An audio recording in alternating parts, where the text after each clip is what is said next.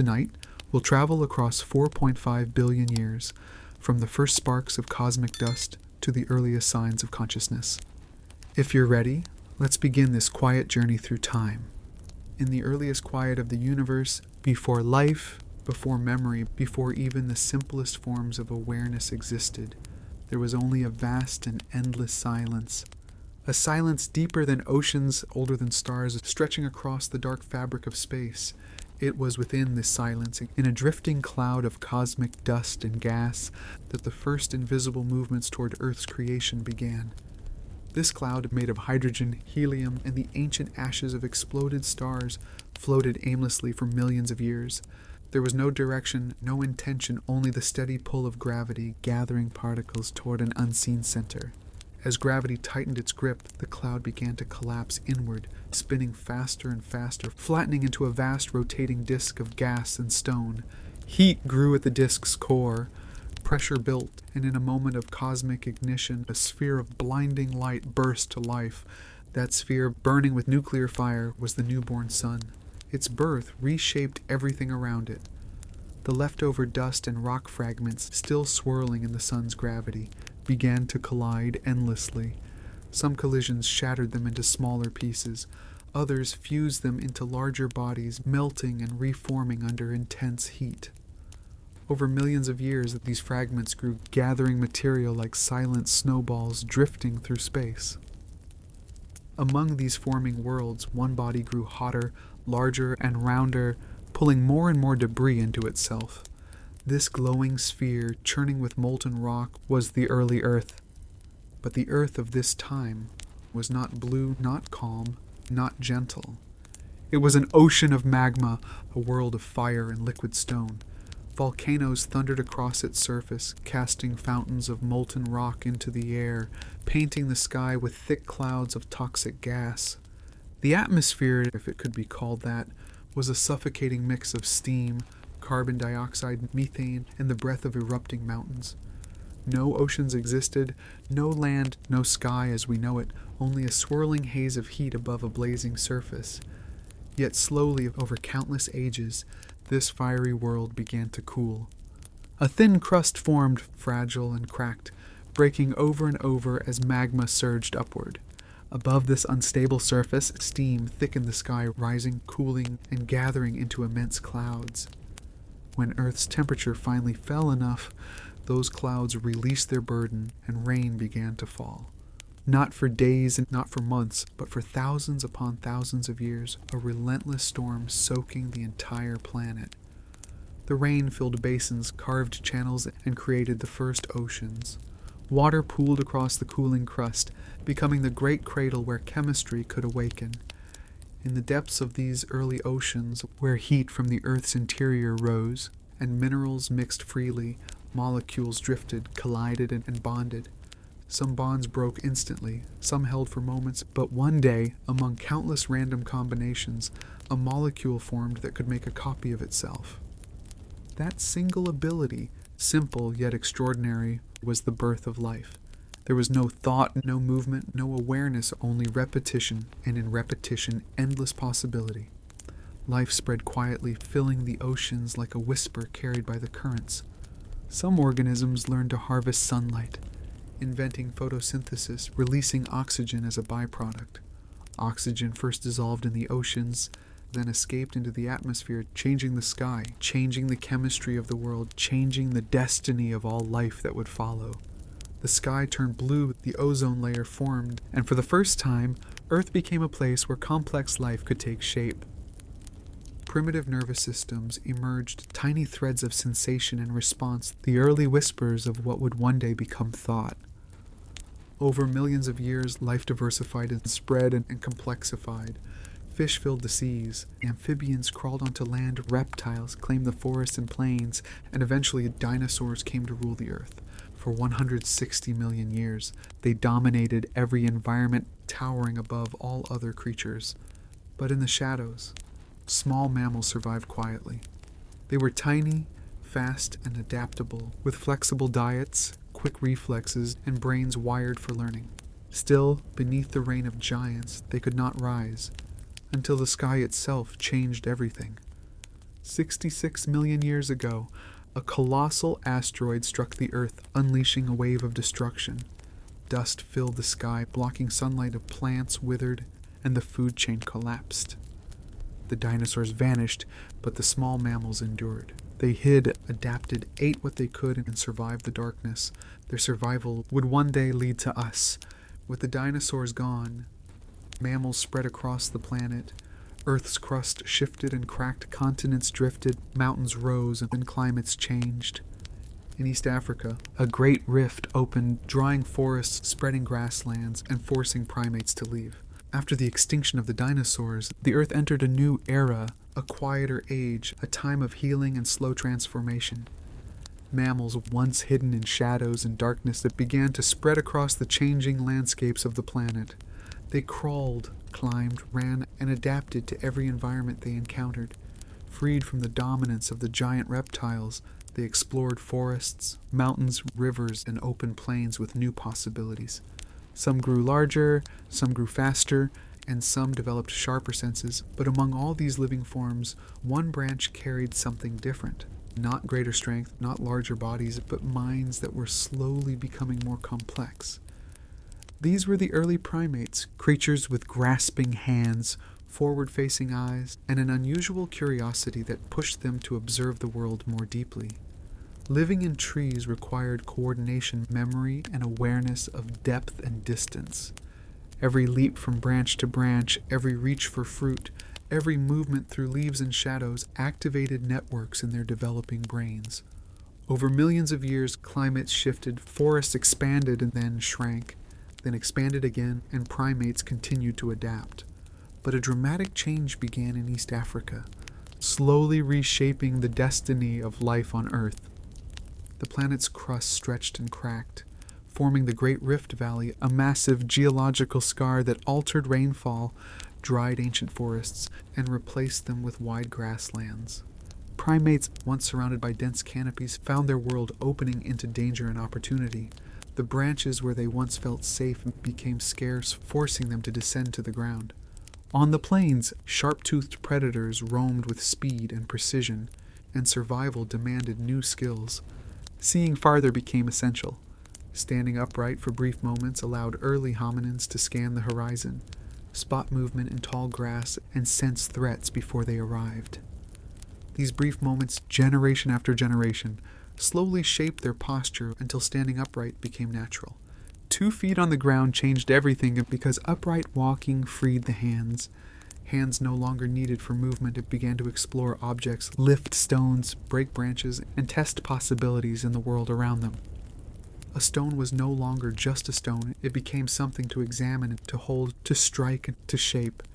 Every new action created new neural pathways, and with each discovery, their brains grew in size and complexity. Those who learned how to use objects survived longer, found food more efficiently, and protected themselves more effectively. Knowledge became valuable, memory became essential, and skills were passed from one generation to the next. This sharing of knowledge and this cultural transmission allowed evolution to move faster than biology alone.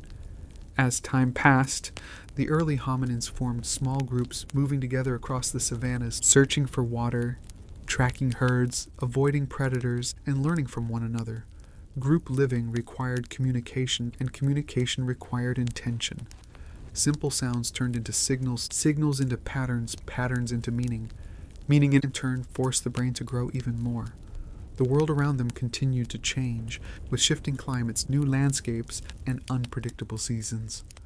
Every challenge from drought to cold, or from hunger to danger, pushed early humans to think more deeply, plan more carefully, and remember more clearly. And so, slowly and quietly, the human mind began to take form. Hands shaped tools, tools shaped behavior, behavior shaped memory, and memory shaped the brain itself.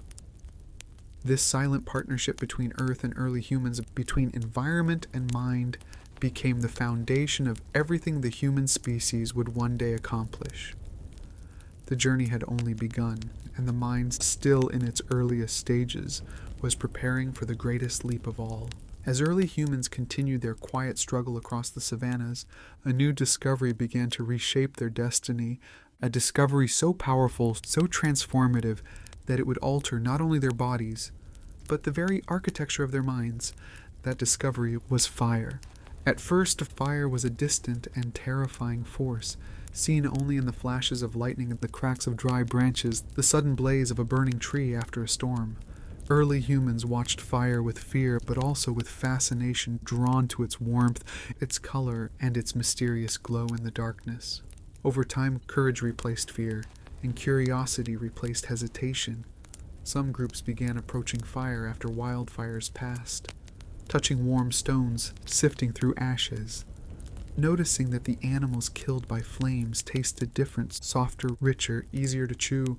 This small observation became the beginning of a revolution. Cooked food provided far more energy than raw food, and energy is the fuel of the brain.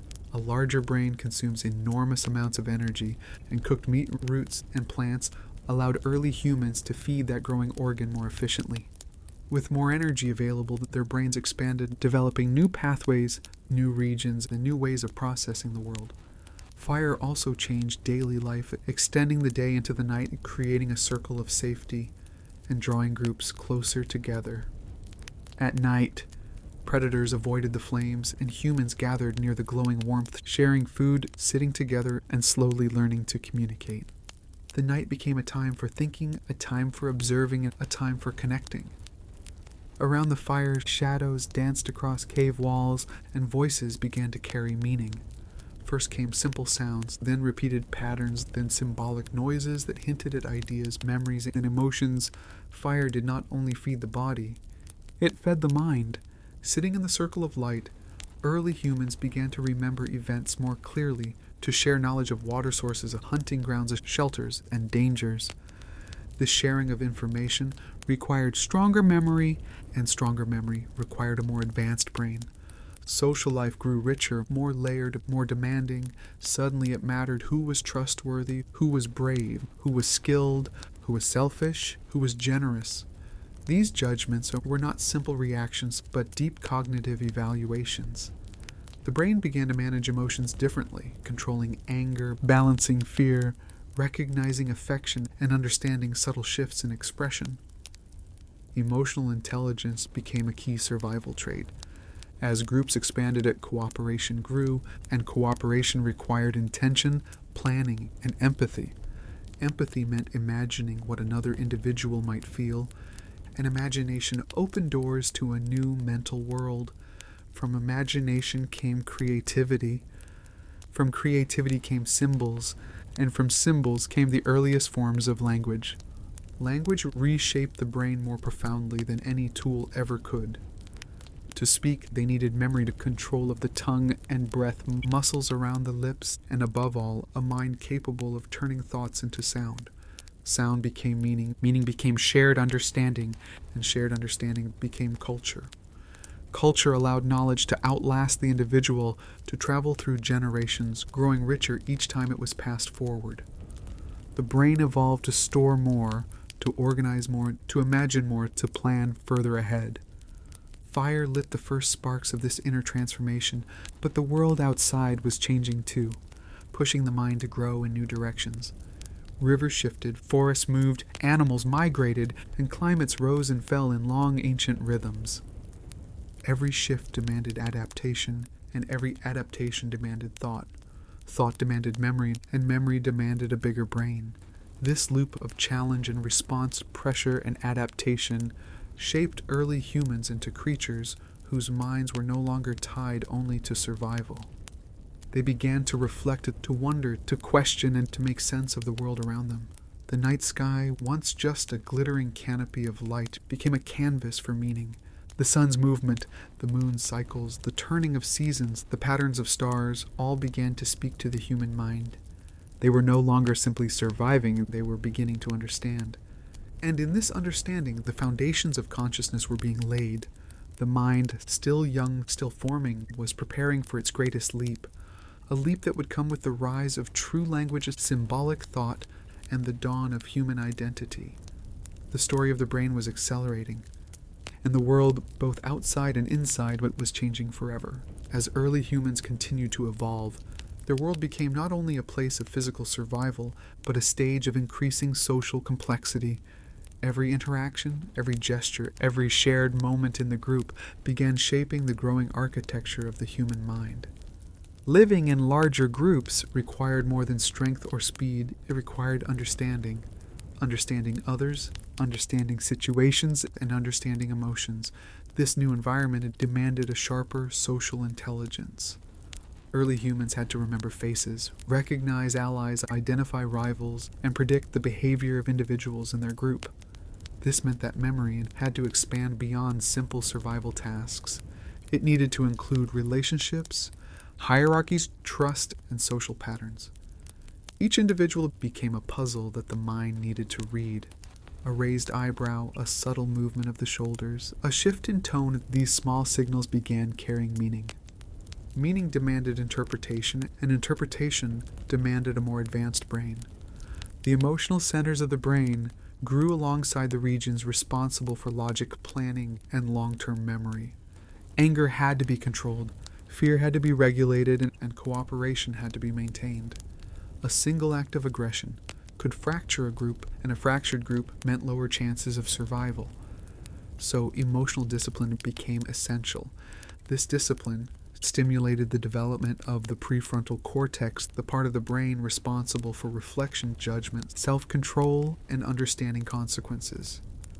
With each generation, humans became better at predicting the thoughts and feelings of others. This ability, known as theory of mind, marked a profound leap in cognition. If one individual was sad, others noticed. If someone was afraid, others sensed it. If someone was angry, the group reacted. The ability to sense emotion became a survival tool as important as any weapon. Social connections deepened, and with deeper connections came the need to communicate more clearly. Early vocalizations grew more expressive. Their meanings widened, their emotional tones sharpened. At night, around the fire, the air filled with soft murmurs, rhythmic sounds, and simple stories of the day's events.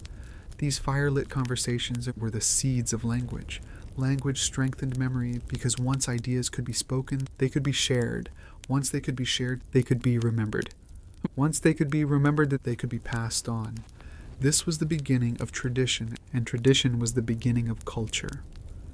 Culture gave humans something new, a sense that life continued beyond the individual, that ideas could outlive the body, that knowledge belonged to more than one generation. As culture grew, the brain adapted again. New neural pathways formed for storytelling, for learning, for teaching, and for imagination. Imagination allowed humans to picture events that had not yet happened, to build scenarios in the mind, to test possibilities without taking physical risks. This ability was extraordinary. It meant that the mind could create worlds and learn from them without ever leaving the safety of the firelight. Art began to emerge, first as markings on stone, then as pigments on cave walls, symbols representing animals, hunts, and moments of spiritual wonder. These early artworks were not just decorations, they were reflections of a mind-seeking meaning. Meaning itself was becoming a new force in human evolution. Humans began asking silent questions. What lies beyond the hills? Where do animals go when the seasons change? Why does the sky burn with stars? What happens when a life ends? These questions required abstract thought, and abstract thought required a sophisticated brain. The search for meaning drove humans to explore and to wonder, to form beliefs, and eventually to create early spiritual ideas. Spiritual thinking stimulated symbolism. Symbolism strengthened language. Language deepened memory, and memory shaped consciousness. Consciousness, once only a faint flicker, was becoming steady, warm, and alive.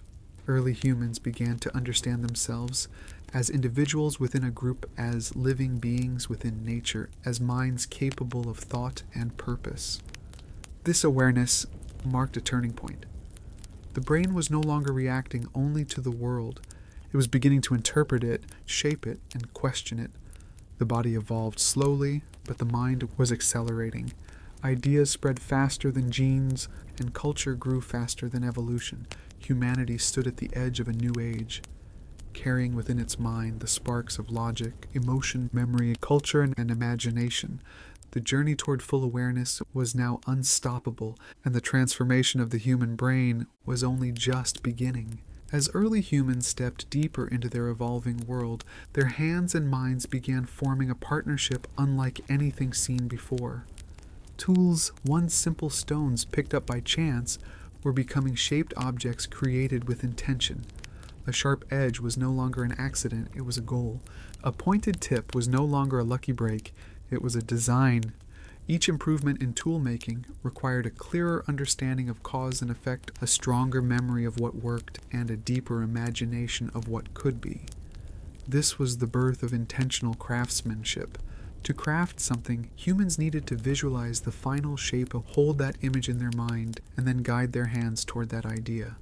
The mind was beginning to think in categories: a stone for cutting, a stone for scraping, a stone for hunting, a stone for carving. Each tool belonged to a purpose, and each purpose demanded its own technique. Categorical thinking became one of the foundations of human intelligence, because to categorize the world is to understand it. As tools grew more refined, so did the strategies behind them. Hunting required planning, tracking required patience, and cooperation required communication. No individual alone could bring down large prey, but a coordinated group acting with shared intention could achieve what none could accomplish alone. This pushed the brain to handle more complexity, to predict reactions, to share goals, and to align behavior with the group. Social intelligence became a second evolution layered over physical survival. The environment itself continued to shift, forcing humans to adapt again and again. Ice ages advanced, then retreated. Droughts dried the plains. Floods carved new rivers, and vegetation shifted across vast regions. Each environment came with its own challenges.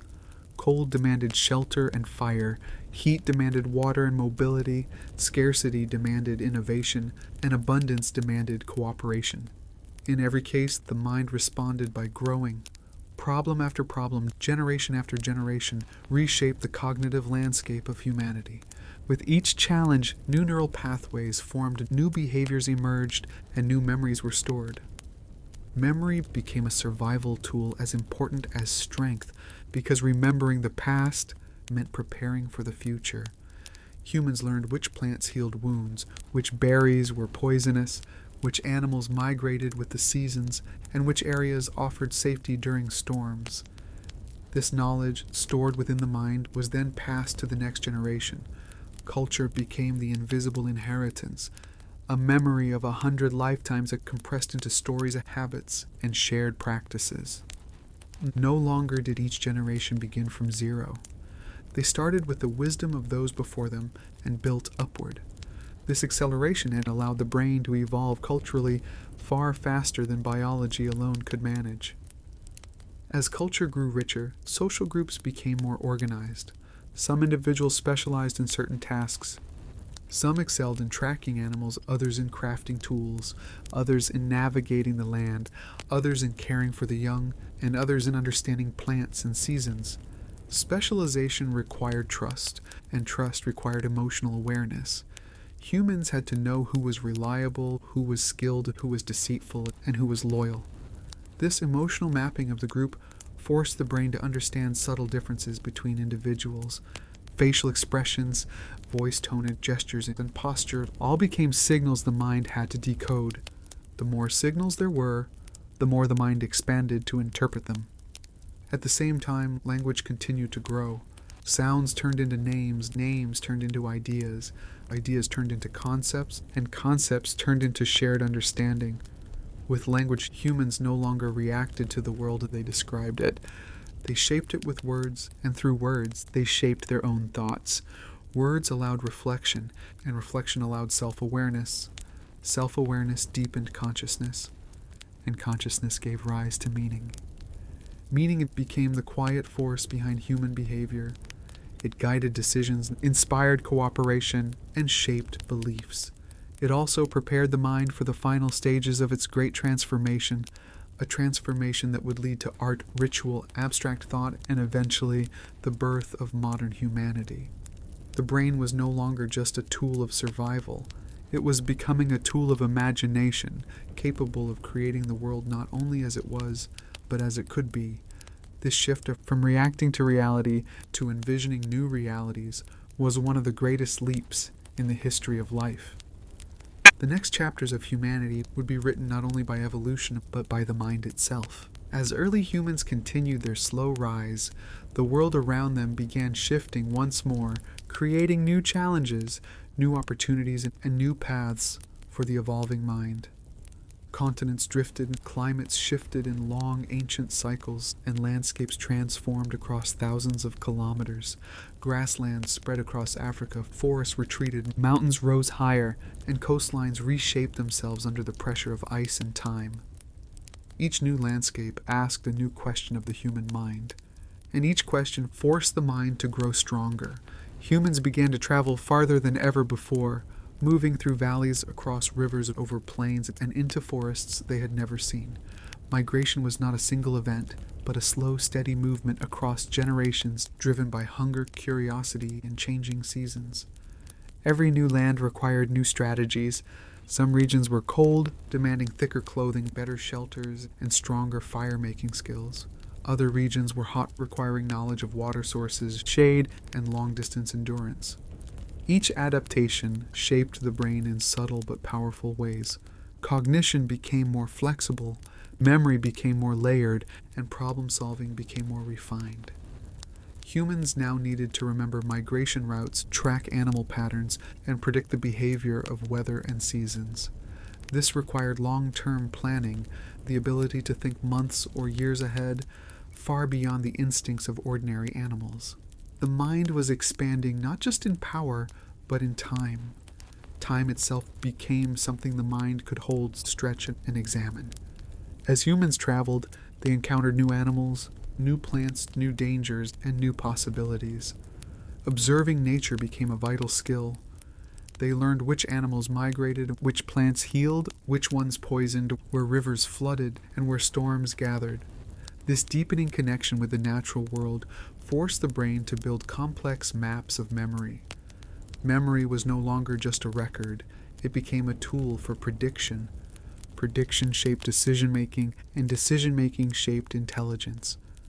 Slowly, a new form of thought began to emerge. Humans were not only seeing the world, they were interpreting it. Signs in the environment became clues. Footprints became stories. Clouds became warnings. The behavior of birds became hints of what was to come.